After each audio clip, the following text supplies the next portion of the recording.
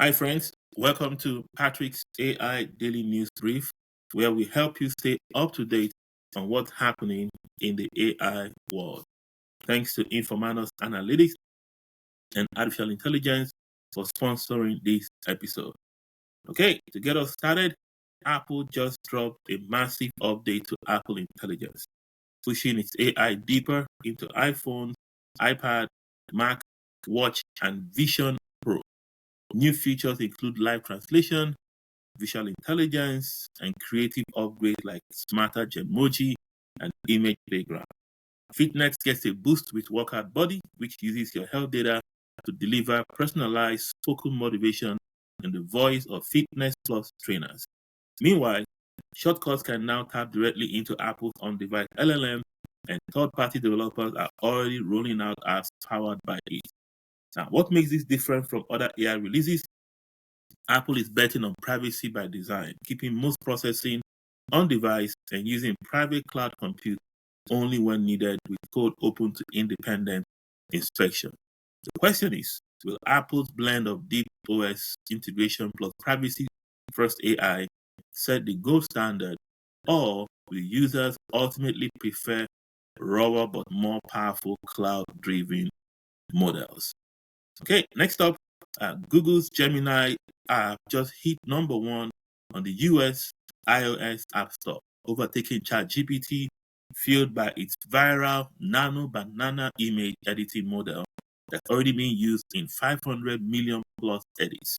From style transfers to multi-photo consistency, Gemini's editing feels less like a novelty and more like a creative workflow tool. In just 2 weeks, it added 23 million users, with free accounts capped at 100 edits per day and premium plans scaling to 1,000. The bigger story, Google is quietly turning Gemini into an iPhone native AI layer, sitting atop Apple's ecosystem while Apple pushes its own Apple Intelligence. The AI race is no longer just about who trains the biggest models, it's about who becomes the invisible default in daily life. If Gemini keeps riding virality into utility, Apple may have no choice but to let Google power Siri, just like it won't have to make Google the default search. Okay. In the news, we have OpenAI readies orders in ChatGPT for native checkout and tracking. OpenAI is quietly reshaping ChatGPT into more than just a chat interface. It's edging towards becoming a native commerce hub. A new order section spotted in the app suggests users will soon be able to check out and track purchases directly inside GPT with credit card integration and built-in order tracking. Pair this with recent tweaks like tighter voice integration and upcoming parental controls, and the direction looks clear. ChatGPT is evolving into a daily utility platform. Part productivity, part shopping assistant, and part communication layer. If true, this could blur the line between AI assistants, App Store, and Marketplace. The big question, are we watching ChatGPT become the operating system for transactions on the internet? Next up on the news, OpenAI just rolled out GPT-5 Codex, its biggest leap yet in turning AI into a true coding teammate. Unlike general models, this version is purpose-built for agentic software engineering. It can pair with you in short, interactive bursts or independently grind through 7-hour refractors, debugging and fixing tests along the way. It now powers Codex CLI, IDE extensions, GitHub reviews, and even the ChatGPT iOS app, making it feel less like a tool and more like a distributed code engineer across your workflow. Codex doesn't just autocomplete, it runs tests, posts PR reviews, catches critical bugs, and even spins up its own environment or browser to validate UI changes. OpenAI itself now has Codex reviewing the vast majority of its PRs, flagging issues before humans even look. The bigger question, if AI can already write, refactor, and review code at scale, are we heading towards a future where the role of engineers shifts from coding to curating, guiding, and governing AI teammates?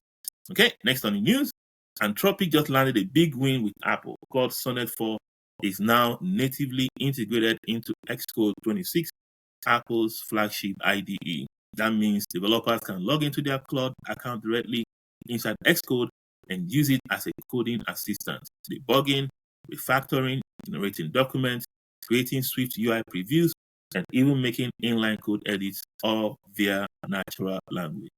Unlike generic copilots, Claude pulls context from your whole project and supports file attachment plus conversation history, making it feel more like a true collaborator. Subscriptions carry over, so your Cloud Pro, Max, Team, or Enterprise plan now extends straight into your Apple Dev workflow. Okay, now think about this. OpenAI just launched GPT-5 Codex, and now Anthropic has Claude inside Xcode, suggesting that Apple may be playing both sides of the AI race. Could this be Apple's way of quietly outsourcing Apple intelligence for developers to Anthropic while reserving its in-house AI for consumer features? If so, devs are about to experience a future where the IDE isn't just a tool, it's an AI native workspace. Okay, next up on the news, OpenAI just published the largest ever study of ChatGPT consumer usage. 1.5 million conversations, 700 million weekly active users. That's what ChatGPT has. Okay, with some striking takeaways. The early gender gap has closed. Okay, women now make up 52% of users versus 37% in early 2024. Adoption in low-income countries is growing 4 times faster than in high-income ones, and people mainly use it for practical guidance and decision support. 49% asking, 40% doing, 11% expressing. So about roughly 30% of usage is work, and about 70% is personal, showing that AI is not just a workplace tool, but a daily life companion creating economic value that GDP can't even measure. It reminds me of a Harvard study that was done earlier this year that showed that most people are using ChatGPT or LLMs or using AI for companionship and therapeutic needs. Okay, so are we watching the birth of a new basic right, access to AI as essential infrastructure for human potential? The real revolution isn't just technical, it's social, economic, and deeply human. Okay, Microsoft just dropped out a big update. Copilot Chat is now embedded directly in Word, Excel, PowerPoint, Outlook, and OneNote for all Microsoft 365 users. This means AI help is always a side pane away, context aware, branded in your files, and free for anyone with Microsoft 365. Premium Copilot licenses unlock deeper reasoning across all your work data, plus tools like AI-powered search, design studio features, and advanced agents like researcher and analyst. With GPT-5 now under the hood, responses are longer, more visual, and rated smarter by users. I think this is Microsoft turning its productivity suite into a living AI native workspace. I expect to see companies like Microsoft and Google infusing AI into every single one of their productivity tools. So what it means is that the line between doing work and working with AI is just about to disappear. Okay, finally, on the news for today, this is an interesting one. I remember a friend of mine was telling a couple of us through a chat forum that we are living inside an AI bubble and it's going to burst soon. So Brett Taylor, CEO of Sierra and chairman of OpenAI, says today's AI boom feels just like the dot-com era. Lots of hype, lots of money, and both massive winners and painful flops ahead. His company, already valued at $10 billion, that Sierra is betting on AI agents that actually do work. For example, resolving claims, refinancing homes, handling support calls, and only charging when the AI gets results. And so, if you think about what he's saying, do you agree? Do you disagree?